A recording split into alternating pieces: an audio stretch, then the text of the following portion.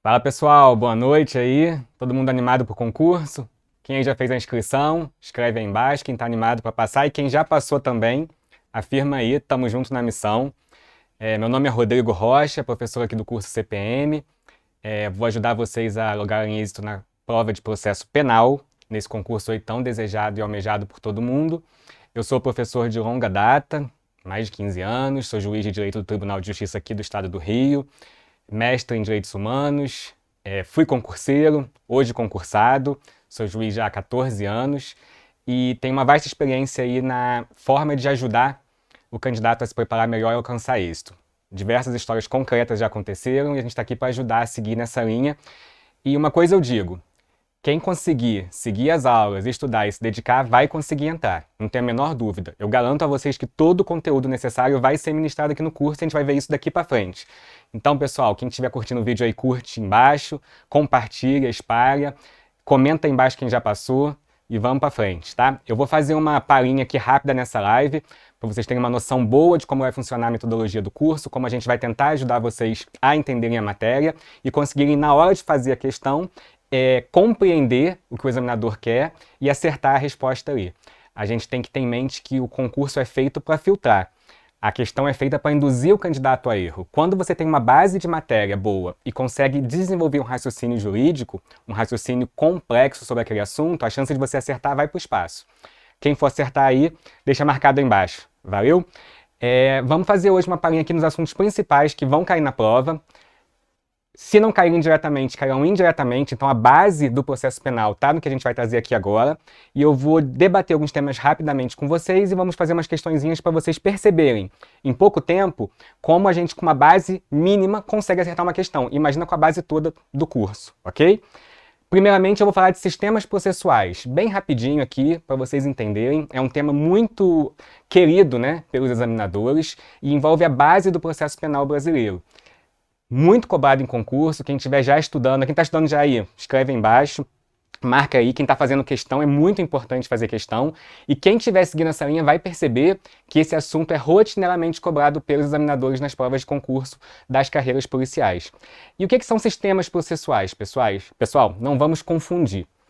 Uma coisa é a investigação policial, que acontece logo após a prática ou cometimento de um crime, e em seguida vem a ação penal, que é o momento em que o Estado vai analisar aquele caso, realizar o julgamento e decidir se a pessoa que praticou aquele crime deve ou não ser condenada. Essa segunda fase é o processo penal propriamente dito, é a ação penal. E onde que a gente vê muita gente errar? Quando a gente confunde essas duas esferas, essas duas etapas desse procedimento inteiro que vai do cometimento do crime até a fase final, que é essa sentença aplicada pelo juiz. Por quê? Porque são dois momentos distintos, mas que se complementam. Para o juiz poder julgar um caso, a investigação tem que acontecer. A gente tem que ter uma apuração mínima daquilo ali. Depois, durante o processo, esta pessoa investigada, a quem foi imputada a prática de um crime, vai ter a chance de aí sim se defender.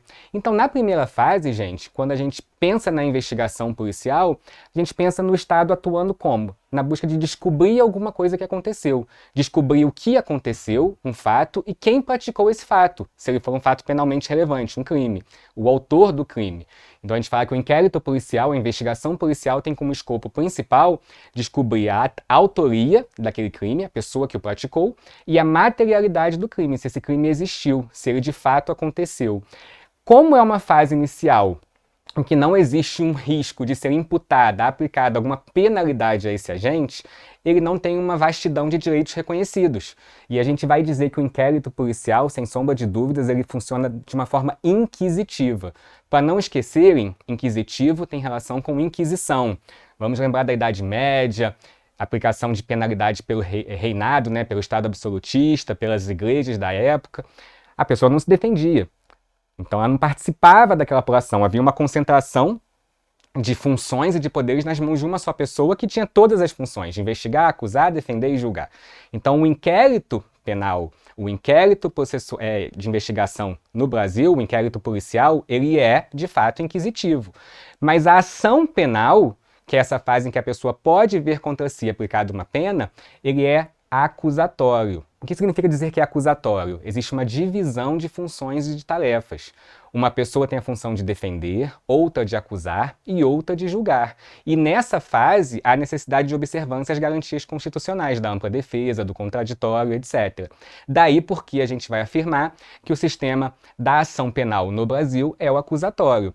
E isso sempre foi muito discutido pela doutrina, mas nós temos uma alteração recente no Código de Processo Penal, no artigo 3º-A, que diz expressamente que o Brasil adota o sistema processual penal acusatório. Antes havia essa discussão, isso não era expresso na norma, e agora é expresso, então é um tema novo. Então é muito provável que os examinadores façam perguntas sobre esse ponto. Fiz uma digressão bem rápida aqui, nessa live, quem estiver conseguindo entender, diz aí. Quem estiver conseguindo captar a mensagem, escreve aí embaixo, quem estiver curtindo, curte o vídeo, e nós vamos fazer uma questão rápida sobre esse assunto aqui, para vocês perceberem como essa dinâmica faz a gente poder responder adequadamente a questão. E aí diz a primeira questão que eu trouxe para vocês hoje, pessoal. Vamos ler rapidinho. Assinar é a alternativa correta. Então, se o examinador pede que vocês indiquem qual é a alternativa correta, o que eu estou dizendo? De todas essas aqui, só uma é certa. Então, você, candidato, precisa saber quais dessas alternativas aqui não estão de acordo com o que eu disse hoje. Primeira alternativa. A legislação brasileira adota expressamente o sistema processual penal acusatório? Pessoal, na mosca aí, né?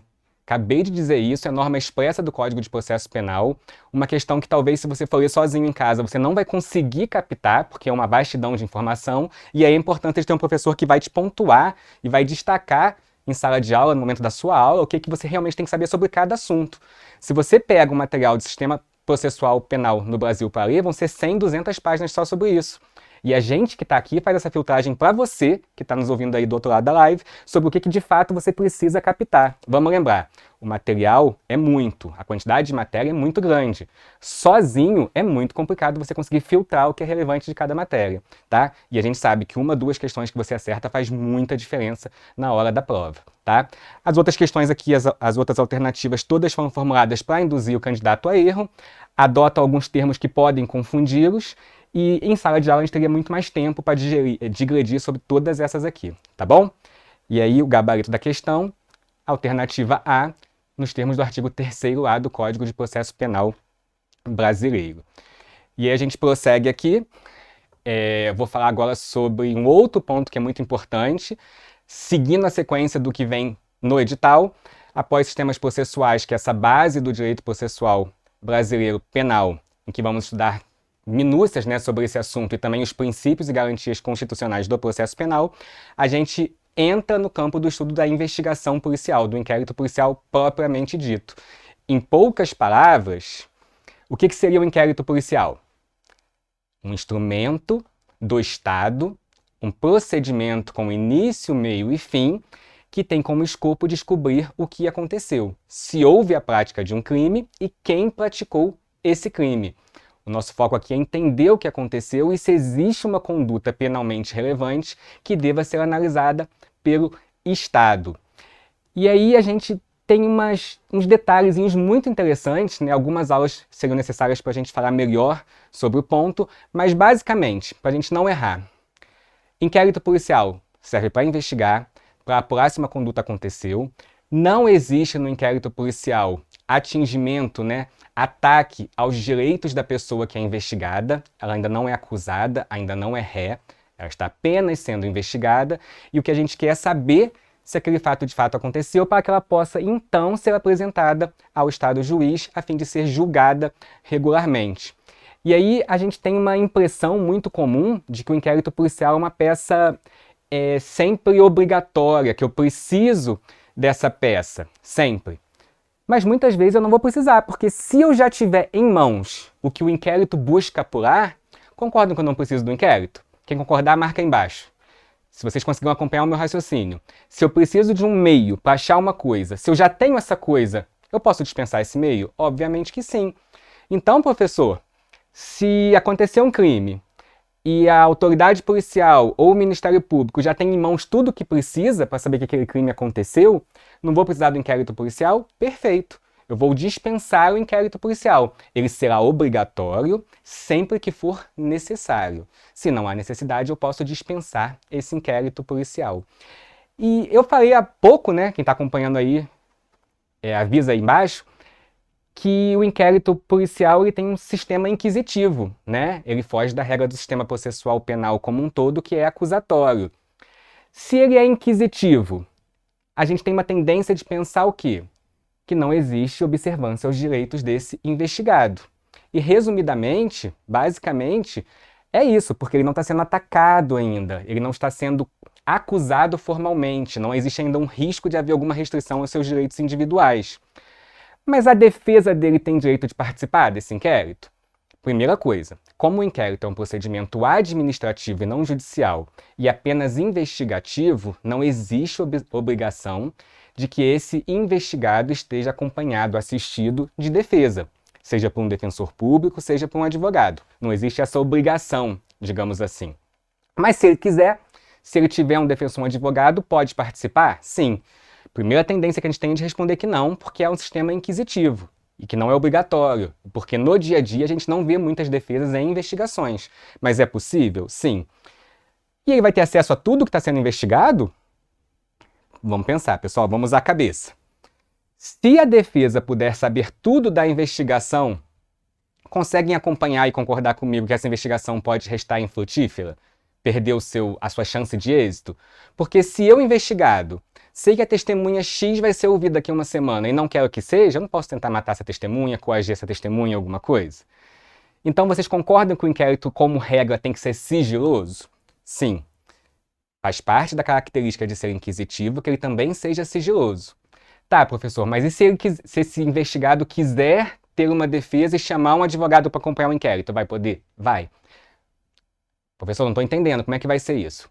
Esse defensor, esse advogado, só vai poder atuar nos atos da investigação que já tenham sido concluídos, nos quais será irrelevante ou não o conhecimento desse fato pelo investigado. Então, aqui, no inquérito policial, a regra é que ele é sigiloso, o público não tem acesso a esse inquérito, que é natural de uma investigação, mas se esse investigado tiver uma defesa, essa defesa vai ter direito de acessar, de verificar o que já foi concluído. Então, atos da investigação que já tenham sido encerrados. Ler, por exemplo, o depoimento de uma testemunha que já tenha sido ouvida.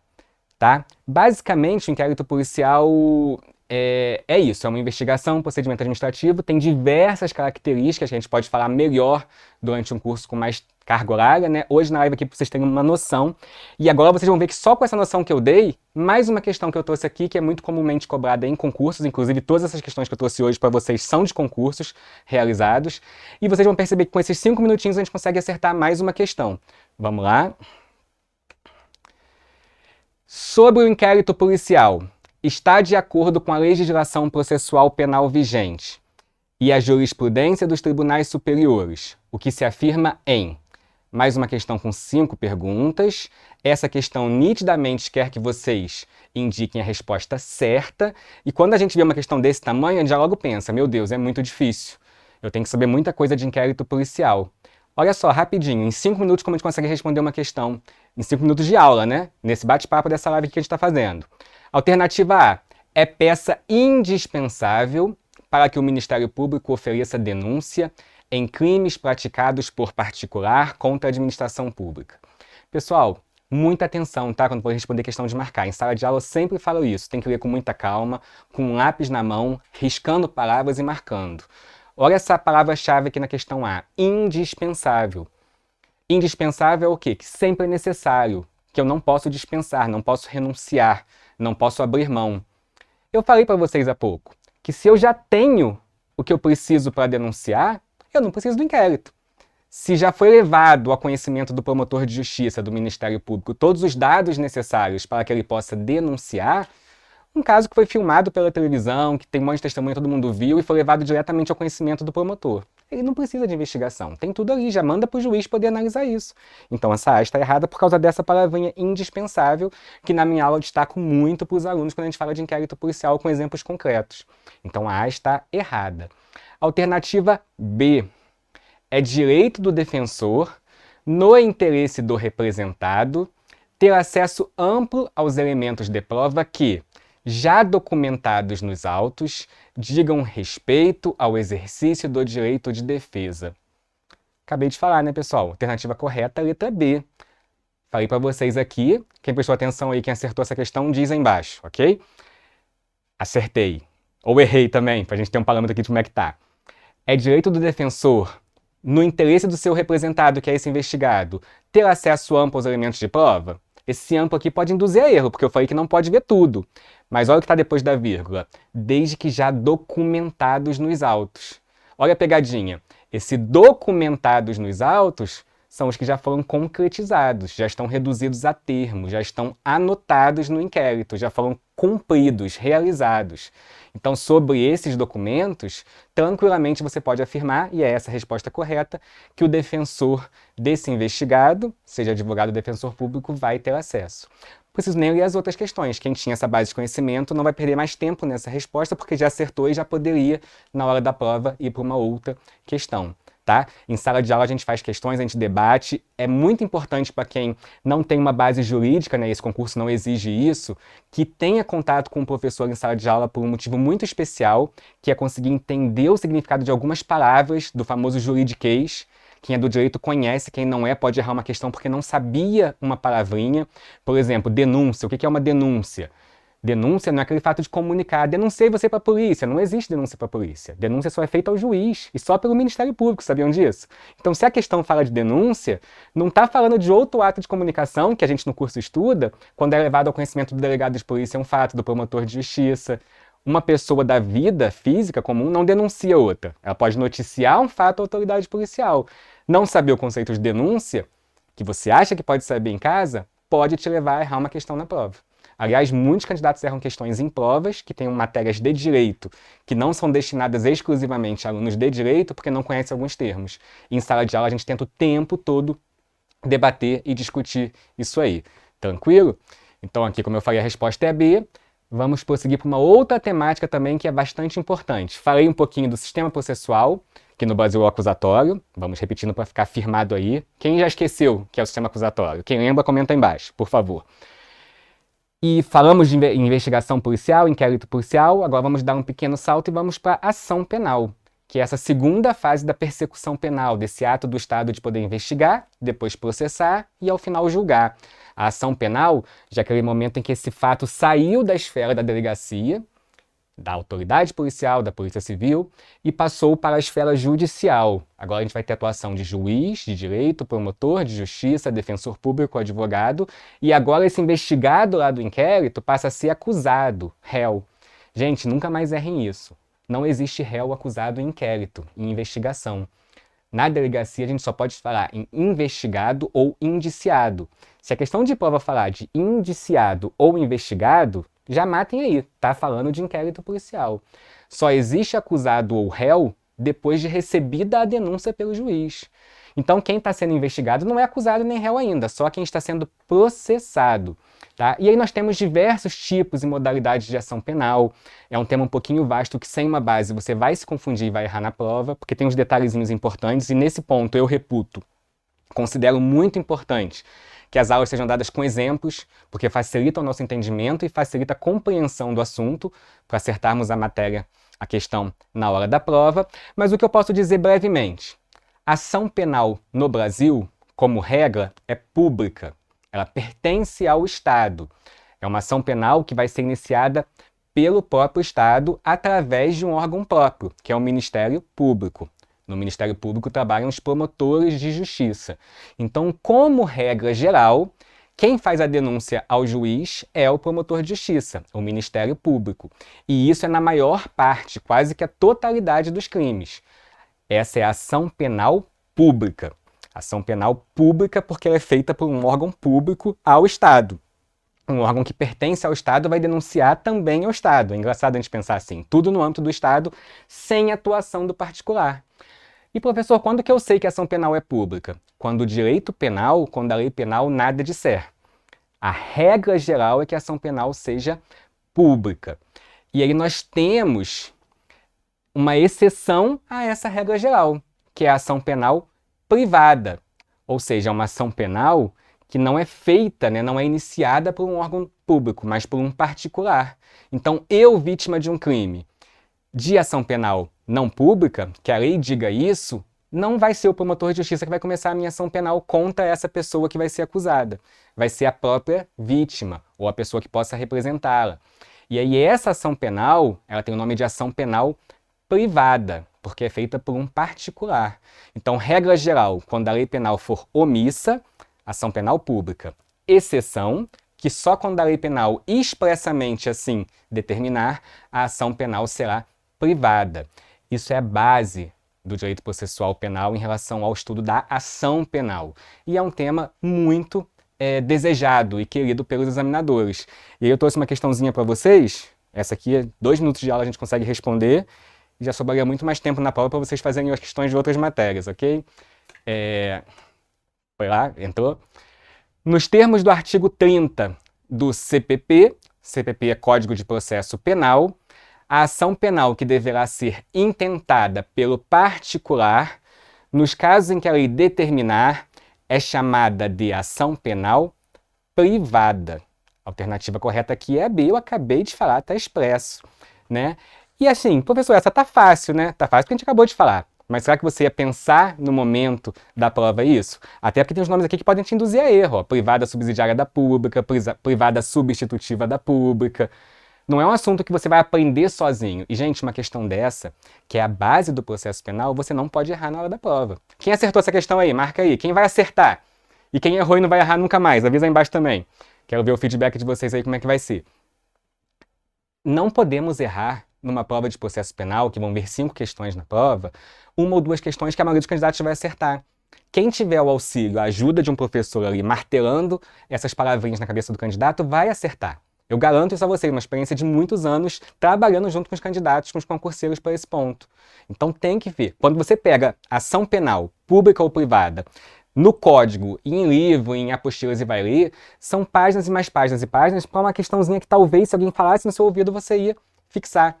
Não adianta, estudo é isso, é assimilar as partes importantes da matéria. E outra coisa, ninguém vai dar conta de, para esse concurso, esgotar processo penal inteiro, que numa faculdade são 2 anos de estudo.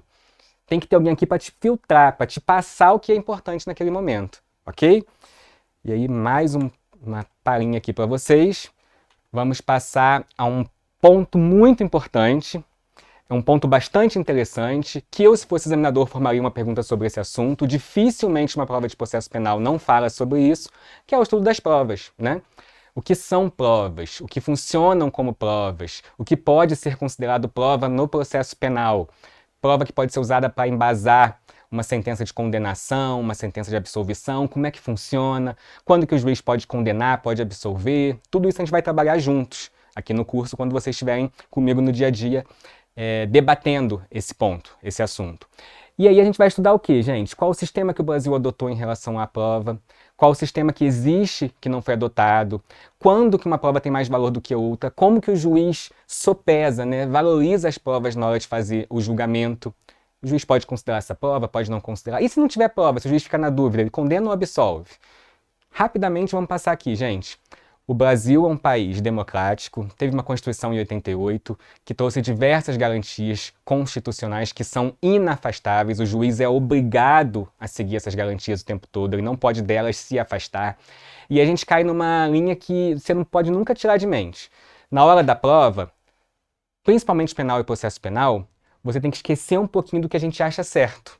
Porque muitas vezes a gente tem uma concepção de vida, uma visão de vida que a gente... Isso aqui é o lógico, isso é o certo, isso não é... Ah, é muito direito do investigado, do acusado, não é direito.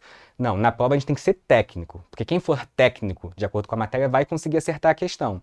E aí eu digo para vocês, por exemplo, no Brasil, a gente tem uma norma obrigatória de que se o juiz tiver a menor dúvida, ele tem que inocentar esse réu, absolver. O juiz só pode condenar quando ele tem a certeza absoluta de que aquela pessoa praticou aquele crime. Na dúvida, ele não tem essa faculdade de escolher, ele é obrigado a inocentar. Aquele famoso princípio favor-rei, né? Ou indúbio pro réu. E a gente tem uma cultura no Brasil de que todas as provas do processo penal, elas têm que ser submetidas ao contraditório e à ampla defesa. Toda prova tem que permitir a esse acusado, a esse réu, produzir uma contraprova sobre aquele fato, discutir aquela prova. Isso que a gente chama de contraditório. O processo penal ele é contraditório, ele tem ampla defesa, ele é acusatório, existe um debate de acusação e defesa. E lembram que eu falei no comecinho da live aqui, quem lembrar diz aí embaixo, que no sistema acusatório, que é o do processo penal, a gente tem uma divisão de funções, de tarefas. Promotor acusa, defensor defende e juiz julga. Um não pode se meter na função do outro, nem minimamente. Então, se o promotor produziu uma prova e não foi muito boa, o juiz não pode falar, vou ouvir mais essa testemunha, vamos fazer mais isso. Não. Concordam que o juiz está invadindo a esfera de atribuição do promotor? Produzindo prova da acusação? Não pode. Se o promotor não conseguiu provar o que ele quer, a consequência vai ser a absolvição. Esse réu vai ser inocentado. A consequência vai ser que a defesa vai ganhar. Por isso que a gente fala, gente, que no processo penal, o ônus da prova é todo da acusação. A acusação que tem que ter provas para condenar aquela pessoa. A defesa fica só observando e só se defende da prova que o Ministério Público produzir. A defesa, por si só, não precisa produzir prova da inocência, porque o acusado é presumidamente inocente de todos os fatos. Princípio da presunção de inocência. E aí, durante o curso, a gente vai estudar o valor de cada prova, como funciona isso aí, qual é a valoração que o juiz pode dar, como que o juiz faz para valorizar e aplicar as provas. No Brasil, a gente usa o princípio do livre convencimento motivado, ou seja, o juiz tem uma livre avaliação da prova, livre convencimento, ele se convence livremente após ver as provas que são apresentadas a ele, mas ele tem que motivar por qual razão escolheu usar uma prova e não a outra, ou porque deu mais valor a uma prova do que a outra. E aí no Brasil todas as provas têm o mesmo efeito. E eu preciso de provas que se complementem, que uma ajude a outra a ser considerada prova. Vou trazer um exemplo rapidinho aqui. Todo mundo aqui já ouviu falar de confissão? Vocês sabem o que é confissão, pessoal? Responda aí quem souber. O que é confissão? Bem básico, né? Eu chego e confesso que eu pratiquei um crime, eu conto que eu pratiquei um crime, eu conto que eu fiz alguma coisa. Ah, professor, então se o acusado confessou para o juiz que praticou um crime, não precisa de mais prova nenhuma. Peraí, eu não falei que tem uma ampla defesa, um contraditório aqui muito exaurido, exaustivo, né? Vocês acham que é razoável? Nossa tendência natural é responder que sim. Quem aí acha que sim? Coloca um sim aí. Quem acha que não? Pessoal, essa confissão não pode ser comprada, não pode ser decorrente de uma coação, de uma ameaça, de uma extorsão. O juiz tem que ter uma garantia exata. Olha como o nosso sistema é garantista, né? O juiz tem que ter elementos que convençam o juiz de que aquela confissão é verdadeira e pura. Por isso que no Brasil a gente não pode condenar uma pessoa com base só na confissão. Tem que ter outra prova. Então, professor, por isso que às vezes a gente escuta dizer que a pessoa confessou e mesmo assim foi absolvida? Sim. Outra coisa, quem aqui acha, responde que sim aí embaixo, que alguém pode ser condenado só com os elementos que foram produzidos no inquérito? No inquérito ouviu a testemunha, ouviu a vítima, fez tudo. Tá tudo bonitinho lá, o delegado de polícia deu um show, inquérito bonitaço lá, perfeito, mandou pro juiz.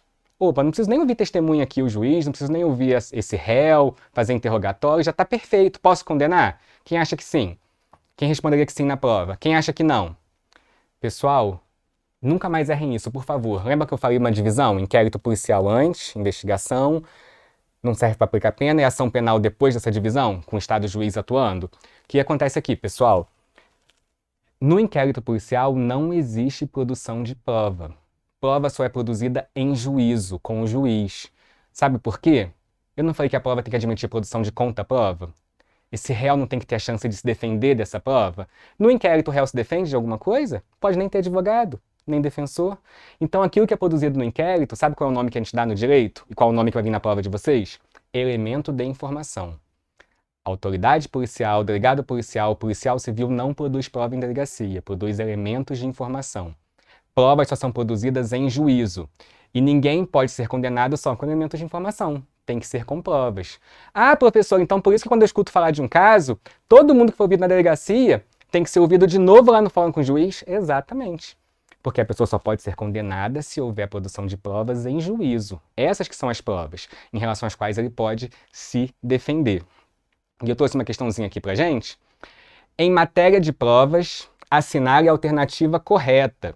Então, dessas opções aqui, eu quero a certa. Alternativa A. Vige no direito processual penal pátrio o sistema do sistema legal de provas? Não. Esse sistema, a gente vai estudar em aula para quem fizer o curso aqui, quem seguir com a gente, ele é um sistema antigo, em que o sistema legal, a norma dizia qual era o valor de cada prova. A confissão vale mais do que a prova testemunhal. Lá no sistema inquisitivo da Idade Média, a pessoa confessou, estava na fogueira, não precisava de mais nada. Por isso que se torturavam as pessoas investigadas para que elas confessassem, porque a investigação era muito mais fácil. Então a A está errada. A B, a materialidade dos crimes que deixam vestígios só pode ser comprovada por meio de exame de corpo de delito direto. Então a existência de um crime, né, a materialidade de crime que deixa vestígio, que deixa marca, um homicídio, crime material clássico, deixa marca? Deixa, né, um corpo. Só pode ser comprovada por meio de exame de corpo de delito direto? Quem marcaria essa, pessoal? Coloca o sim aí embaixo. Vamos ver o que ganha aqui. Quem marcaria o não? Pessoal, a tendência natural de quem estuda sozinho é responder essa, porque é a interpretação direta que vem da lei. O problema é esse direto. Esse artigo, essa opção estaria correta se não houvesse uma exceção.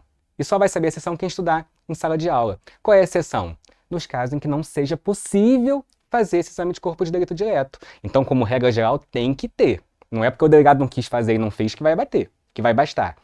Mas se não tiver como fazer, a gente pode fazer o exame indireto, que foi o que aconteceu no famoso caso lá na acusação do goleiro Bruno, né, quando não foi encontrado o corpo da vítima do homicídio.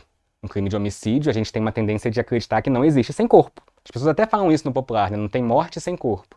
E a gente teve um caso concreto no Brasil. Esse caso é o que torna essa questão errada, porque lá foi feito um exame de corpo de delito indireto. E olha a pegadinha, tenho sempre que ter exame de corpo de delito. Se o crime é material e deixou vestígio, tenho que ter. Mas esse exame pode ser direto ou indireto. É uma pegadinha boa aqui. Alternativa C, de acordo com o Código de Processo Penal, toda pessoa poderá ser testemunha? Essa questão aqui, essa D, essa C, quem acertou? Quem acha que é a C? Quem acha que não é? Tem um probleminha aqui nessa questão que é esse toda. Esse todo dá um medo, né, de a gente marcar essa questão quando a gente vai responder uma prova. Quem fica com medo quando vê uma questão assim, um todo, um nenhum ou sempre? Porque a gente fala, gente, será que tem uma exceção? Será que tem uma regra? Não, mas filho não pode ser testemunha contra o pai? E aí? Pessoal, essa é a certa. Artigo 203 do Código de Processo Penal. Redação exata. Quem leu o código, decorou isso e teve essa matéria em sala de aula vai acertar. Porque é cópia da norma praticamente. De acordo com o Código de Processo Penal, toda pessoa poderá ser testemunha. Tá, professor, então eu ia errar essa? Talvez, porque você vai pensar no exemplo que eu dei. Uma mãe vai ser obrigada a testemunhar contra o filho? Então, o juiz pode, o promotor pode, o delegado pode insistir na oitiva dela, obrigar que ela vá. Ela vai ser arrolada como testemunha, mas ela tem o direito de não responder perguntas que incriminem o filho dela. Mas isso não tira dela a qualidade de testemunha de acordo com a norma do CPP. Uma questão muito fácil, quem estudar provas tem uma grande chance de acertar, mas que gera uma confusãozinha que pode te fazer perder um ponto na hora da prova, ok? E aí, pessoal, vamos chegando no finalzinho da nossa live. Quem estiver gostando, curte aí, comenta aí. Fala aí se está gostando, se está conseguindo entender, captar a matéria. E vamos para o nosso último ponto, que eu separei aqui, que é um tema que é importantíssimo, super novo no ordenamento jurídico brasileiro.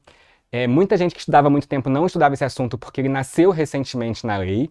E é um tema bem custoso, né? A carreira policial. Então, por conta disso, ele está na esfera de interesse dos examinadores, que é a cadeia de custódia. O que é a cadeia de custódia, pessoal? Em 2 minutinhos aqui para vocês nunca mais esquecerem. Não é cadeia de prisão.